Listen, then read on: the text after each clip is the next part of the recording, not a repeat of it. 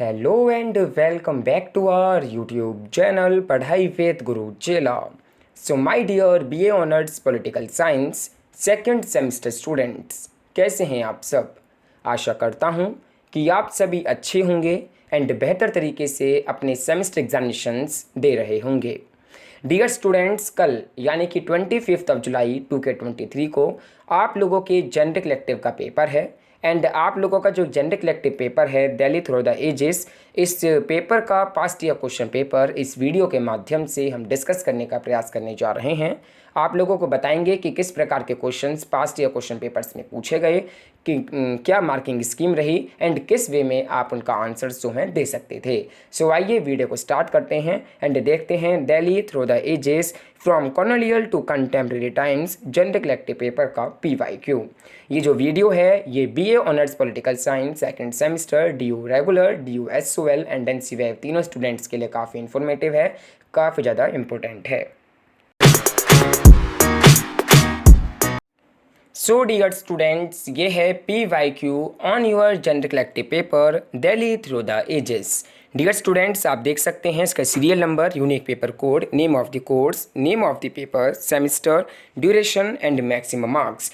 जो आप लोगों का पेपर है जनरल कलेक्टिव वो 90 मार्क्स का होगा, जहां पर आप लोगों को 3 घंटे दिए जाएंगे आंसर राइटिंग के लिए। यहाँ पर कुछ इंस्ट्रक्शंस गिवन हैं जो कि आप लोगों को फॉलो करने हैं। Right your roll number on the top immediately on the receipt of the question paper. जैसे ही आपको क्वेश्चन पेपर मिल जाता है तो आपको दिए गए कॉलम में अपना रोल नंबर जो है मेंशन कर लेना है। आप लोगों को जितने नंबर ऑफ क्वेश्चंस यहाँ पर गिवन हैं उनमें से कोई 4 क्वेश्चंस आप लोगों को अटैम्प्ट करने हैं। सभी के सभी क्वेश्चंस जो हैं इक्वली मार्क्स जो हैं लेते हैं एंड आंसर्स में भी रिटर्न आइदर इन इंग्लिश और हिंदी। आप किसी भी एक मीडियम में आंसर्स को दे सकते हैं, चाहे इंग्लिश मीडियम हो चाहे वो हिंदी मीडियम हो, लेकिन आपको थ्रू आउट द पेपर एक ही मीडियम जो है यूज़ करना है, चाहे हिंदी मीडियम यूज़ करें चाहे आप इंग्लिश मीडियम यूज़ करें। दैन स्टूडेंट्स, आइए क्वेश्चंस की तरफ बढ़ते हैं। तो फर्स्ट क्वेश्चन है, critically evaluate the literacy device and archaeological evidence for Indraprastha. Basically यहाँ पर आपको क्रिटिकली एग्जामिन करते हुए ये बताना है कि जो लिटरेरी एंड आर्कोलॉजिकल एविडेंस मिले हैं इंद्रप्रस्थ के वो कौन कौन से हैं, वो आपको यहाँ पर ब्रीफली जो है डिस्कस करने हैं।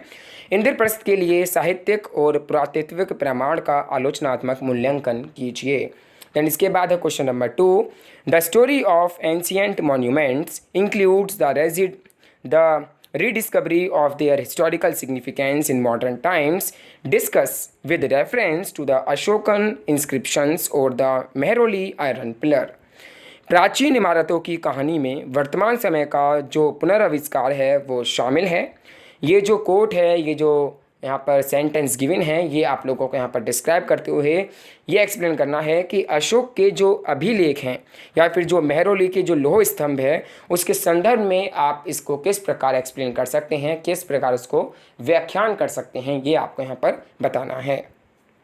द नेक्स्ट क्वेश्चन है question number 3, explain the patterns of settlements and fortifications of Lalkot.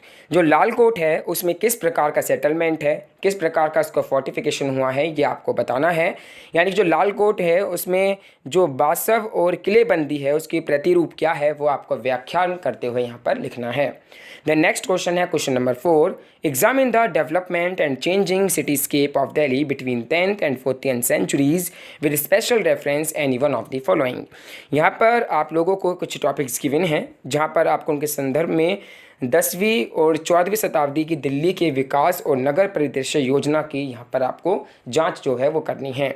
जहाँ पर आपको दिया गया है अनंगपुर किला, दिल्ली ए कुन्हा, मस्जिद ए जामी, सीरी, घियासपुर, किलोखरी, तुगलकाबाद एंड फिरोजाबाद। इनमें से किन्हीं एक टॉपिक पर आप लोगों को यहाँ पर जो है बेहतर तरीके से आंसर को लिखना है।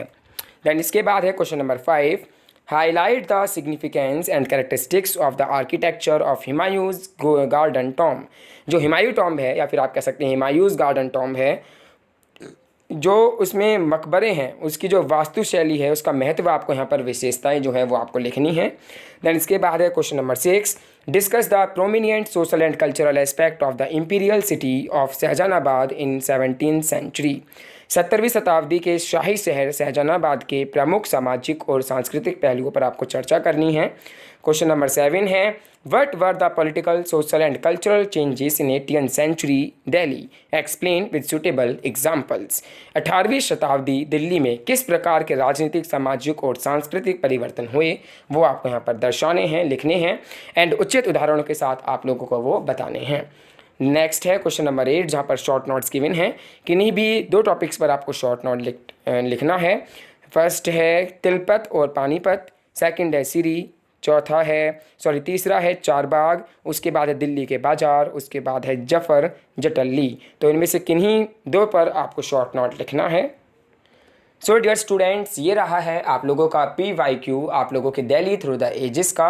ये क्वेश्चंस जो हैं काफ़ी इंपॉर्टेंट हैं from exam point of view. क्यों ना कहीं क्वेश्चंस जो हैं आप लोग अपने क्वेश्चन पेपर के अंदर देख पाएंगे इन्हीं पास्ट ईयर क्वेश्चन पेपर में से। And dear students, total marks जो हैं वो 90 रखे गए हैं। टोटल नंबर ऑफ क्वेश्चंस जो हैं 8 रहे हैं। किन्हीं 4 क्वेश्चंस को आपको अटैम्प्ट करने के लिए कहा गया है। सो ये है आप लोगों का पैटर्न, आप लोगों का PYQ Delhi through the ages का। मुझे उम्मीद है कि आप इन क्वेश्चंस को बेहतर तरीके से आंसर देने का ज़रूर प्रयास करेंगे। इसी के साथ dear students, best wishes for your exam.